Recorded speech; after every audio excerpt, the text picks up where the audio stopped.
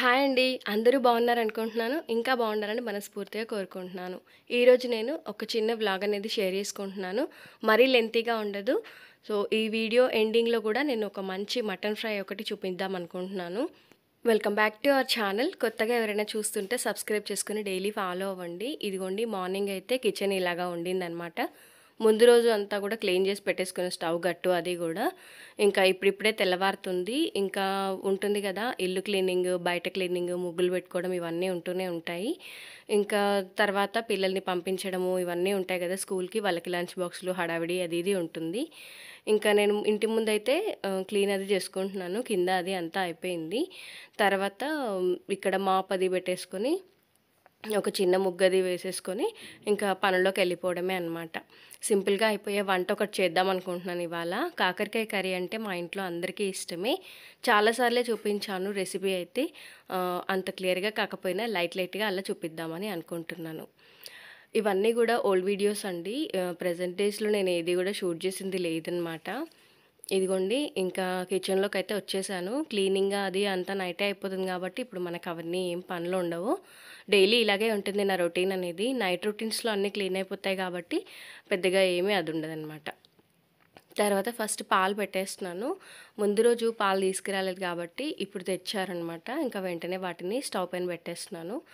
అటువైపునే rice పెట్టేసి ఇంకా ఉప్మా కూడా చేసేస్తున్నాను బ్రేక్ఫాస్ట్ కింద. అలాగే కాకరకాయ కర్రీ అని చెప్పాను కదా, అవన్నీ ముక్కలు అవి కట్ చేసి పెట్టుకున్నాను. మన ఈ కాకరకాయలు ఫ్రై చేసిన ఆయిల్ ఉంటుంది కదా, దాన్ని ఏం చేస్తారు అని మళ్ళీ క్వశ్చన్ చేస్తున్నారు. ఏం లేదండి, సింపుల్. ఈ కర్రీకే ఇది ఆల్మోస్ట్ వాడేస్తాను. మళ్ళీ మిగిలిందంతా పక్కన పెట్టేసి ఇప్పుడు కాకరకాయ చిప్స్ అని, లేదంటే కాకరకాయ కారం అని ఇలాంటి రెసిపీస్ అవి చేస్తూ ఉంటాను కదా. సో అప్పుడు నేను ఇదే కాకరకాయ కారంకి యూజ్ చేసిన ఆయిల్‌నైతే అందులో కూడా వాడేస్తాననమాట. అలా ఆయిల్ అంతా అయిపోతుంది. ఇది చేదుగా ఉంటుంది కొంచెం. అంటే మనకు కాకరకాయల్లో నేను తొక్కలవి ఎప్పుడు తీయను, గింజలు కూడా తీయను. అలా చూస్తున్నారు కదా, మరి తొక్కలు, గింజలు ఏవి తీయకుండా మొత్తం వాడేస్తాను. అలాగే తినాలంట కూడా. నేను ఈ ఆయిల్‌లో కూడా ఎందుకు ఇలా ఫ్రై చేస్తాను అంటే, మరీ చేదనిపించదు కాబట్టి మా పిల్లలు ఇష్టంగా తింటారు. ఎలాగోలా వాళ్ళు ఇంకా కాకరకాయ తింటున్నారు కదా, ఇంకా నాకు అదే హ్యాపీనెస్. అన్నీ ఫ్రై చేసిన ముక్కలుంటాయి కదా, పక్కన ఉల్లిపాయ, టమాటా ఇలా కర్రీలాగా మగ్గించేసిన తర్వాత ఫైనల్‌గా ఈ కాకరకాయ ముక్కలు వేసేసి ఇంకా మనకి టేస్ట్‌కి సరిపడా ఉప్పు, కారం అది వేసేసుకొని దింపేసుకోవడమే. చాలా ఈజీ ప్రాసెస్. టేస్ట్ కూడా అంతే బావుంటుంది. ఇటు రైస్‌కి గానీ, అటు చపాతీస్‌కి గానీ దేనికైనా గూడా. ఇంకా పిల్లల్ని అందరిని పంపించేసి ఒక చిన్న ఫంక్షన్‌కి అటెండ్ అయ్యేదుండే. ఎదురింటి ఆంటీ వాళ్ళ కోడలిది ఇవాళ సీమంతం అనమాట. నైబర్స్ అంతా కలిసి మేము వచ్చేసామనమాట.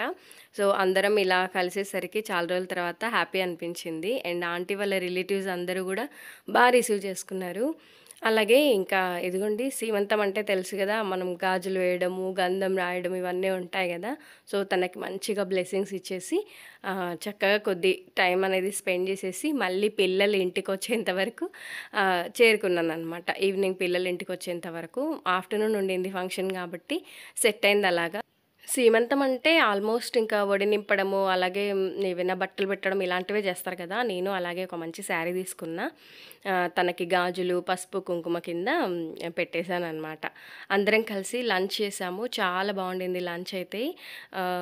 తర్వాత ఇంకా మేము అందరం కలిసి ఇంటికైతే వచ్చేసాం. ఒక గ్రూప్ ఫోటో దిగి చాలా బాగా అనిపించింది అందరిని ఇలా మీట్ అవ్వడం కూడా. అప్పుడప్పుడు ఇలా ఫంక్షన్స్‌కి వెళ్తుంటే మనసుకి చాలా హ్యాపీగా అనిపిస్తుంటుంది కదా, ఎప్పుడూ ఇంట్లోనే కాకుండా. అలాగే ఇంక ఈవినింగ్ వచ్చిన తర్వాత పిల్లలకి స్నాక్స్ అవి పెట్టేసి అందరికీ టీలు అవి పెట్టేసిన తర్వాత కొంచెం తొందరగానే డిన్నర్ అనేది స్టార్ట్ చేశాననమాట. ఇవాళ మటన్ ఫ్రై చేస్తున్నాను. మటన్ అనేది ప్రెషర్ కుక్కర్‌లో తీసుకున్నా అనమాట. ఇదొక 1/2 కేజీ అలా ఉంటుందేమో అంతే. కొంచెం అల్లం వెల్లుల్లి పేస్ట్, పసుపు వేసేసి జస్ట్ అంతే అలా కలిపేసి ఒక 3-4 విజిల్స్ ఇప్పించానంతే. ఇంకా ఏం చేయలేదు, ఆయిల్ వేయలేదు, వాటర్ వేయలేదు, ఏం లేదు. చాలా సింపుల్ అండ్ ఈజీ ప్రాసెస్ అనమాట. పిల్లలు కూడా కొంచెం గ్రేవీ కర్రీ కంటే కూడా ఇలా ఫ్రై చేసి పెడితే బాగా ఇష్టంగా తింటారు. మా ఇంట్లో అయితే ఇదే జరుగుతుంది ఈ మధ్యలో. కర్రీ కంటే కూడా ఫ్రై అంటే చాలా ఇష్టంగా తింటున్నారు.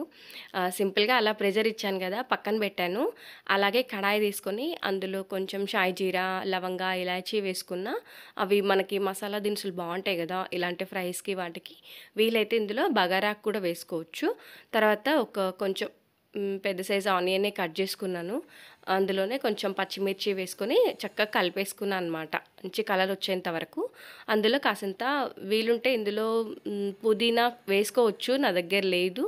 అందుకని కొంచెం కరివేపాకు ఒకటి యాడ్ చేసుకున్నాను అనమాట. నాన్ వెజ్ కానీ, వెజ్ కానీ మనకు కరివేపాకు, కొత్తిమీరలు ఇవి వేసుకుంటే చాలా బావుంటాయి ఫ్లేవర్స్. ఆల్రెడీ నేను మటన్ ఉడికించేటప్పుడు కొంచెం అల్లం వెల్లుల్లి పేస్ట్ వేశాను కాబట్టి, ఇప్పుడు ఇందులో తక్కువ వేసుకుంటాను అనమాట. కొంచెం జీలకర్ర మెంతుల పొడి, అలాగే పసుపు, కొంచెం అల్లం వెల్లుల్లి పేస్ట్. అల్లం వెల్లుల్లి పేస్ట్ మాత్రం కంపల్సరీగా ఇంట్లోనే తయారు చేసుకోండి. కొంచెం ఓపిక చేసుకొని అసలు చాలా అన్ని రసాయనాలు అవి కలిపి చేస్తున్నారంట రీసెంట్ డేస్ వీడియోస్లో, అలాగే న్యూస్లో కూడా చెప్తూ ఉన్నారు. లేదు మాకు అంత ఒలుచుకునేంత టైం లేదంటే ఒలిచిన అల్లం వెల్లుల్లి కూడా దొరుకుతుంది. కాకపోతే ఒక 50 రూపీస్ అలా ఎక్స్ట్రా ఛార్జ్ చేస్తారు తప్ప, అలా తెచ్చుకొనైనా మనం గ్రైండ్ చేసుకోవచ్చు. కానీ మరీ బయట పేస్ట్లు వాడడం అనేది మంచిది కాదు కదా హెల్త్కి. ఇలా అల్లం వెల్లుల్లి వేగిన తర్వాత మటన్ ముక్కలన్నీ దాంట్లో వచ్చిన వాటర్ ఉంటాయి కదా, దాంతో సహా వేసేసాను. మళ్ళీ ఆ వాటర్ని తీసి పక్కన పెట్టలేదండి. అదంతా కూడా ఎగిరిపోతుందన్నమాట. మనకి ఏమైనా ఇలా లిక్విడ్ లాగా ఉండేదంతా కూడా ఎగిరిపోయి లాస్ట్లో మనకి ఆయిల్ అనేది తేలుతుంది. అప్పటి వరకు కొంచెం ఫ్రై చేసుకుంటే సరిపోతుంది. కొంచెం మంట పెంచుకున్నాము అంటే అంతా కూడా ఎగిరిపోయి ఇదిగోండి ఇలా ముక్కల వరకు అయిపోతుందన్నమాట. ఇప్పుడు మనం ఇంక ఇందులో కారం అది ఏం వేయలేదు ముందు నుంచి కూడా, ఏదో ఒక 2-3 పచ్చిమిర్చి వేసుకున్నాం కదా, ఇంకా కొంచెం స్పైసీగానే కారము, ఉప్పు అది వేసుకుంటున్నా. నాన్ వెజ్ కర్రీస్కి ఎప్పుడే కానీ కాస్తంత స్పైసీగా ఉంటేనే బాగుంటుంది. ఇంక ఇలా ఉప్పు కారం అది వేసేసి కలిపేసుకున్నాను అనమాట. మనకి ముక్కలు కూడా మెదిగిపోవు, మనం విజిల్ ఇప్పించాము అన్నట్టుగా మెదిగిపోకుండా ఏ ముక్కకు ఆ ముక్క అలాగే ఉంటుందన్నమాట. పైనుంచి కొంచెం ధనియా పౌడర్ వేసేసి కొంచెం కొత్తిమీర వేసుకుంటే మటన్ ఫ్రై అనేది రెడీ అయిపోయింది. నేనైతే ఇలాగే చేస్తానండి. బేసిక్గా కర్రీస్ కంటే కూడా ఎక్కువ ఫ్రైసే చేస్తున్నా. చికెన్ అయితే గ్రేవీకి ఇష్టపడుతున్నారు, బట్ మటన్ అయితే ఇలాగే తింటున్నారు. మీరు ఇలాగే చేస్తారనేది నాకు కింద కామెంట్లో చెప్పండి. వీడియో నచ్చితే డెఫినెట్గా ఒక లైక్ అయితే ఇవ్వండి. మీరు ఇచ్చే ఒక లైక్ నాకు ఎంతో మోటివేషనల్గా ఉంటుంది. ఈ మటన్ ఫ్రైకి కాంబినేషన్ కింద నేను జొన్న రొట్టెలు చేద్దాం అనుకుంటున్నా ఇవాళ. ఎక్కువగా చపాతీలు తగ్గించేసి జొన్న రొట్టెలే చేస్తూ ఉంటాను కదా, ఇంకా మటన్ ఫ్రై అంటే కంపల్సరీగా వీళ్ళు జొన్న రొట్టెనే ప్రిఫర్ చేస్తారు. ఇవాళ డిన్నర్లోకి మటన్ ఫ్రై అలాగే జొన్న రొట్టె కొంచెం రైస్ అనేది పెట్టేశాను అనమాట. మరి ఇదండి ఇవాల్టి వీడియో. కొత్తగా ఛానల్ చూస్తుంటే సబ్స్క్రైబ్ చేసుకొని డైలీ ఫాలో అవ్వండి. ఈరోజు ఒక చిన్న వీడియోని అయితే నేను పోస్ట్ చేయగలిగాను అనమాట. మరొక మంచి వీడియోతో మళ్ళీ మీ ముందు ఉంటాను. అంతవరకు సెలవు. బాయ్ అండి.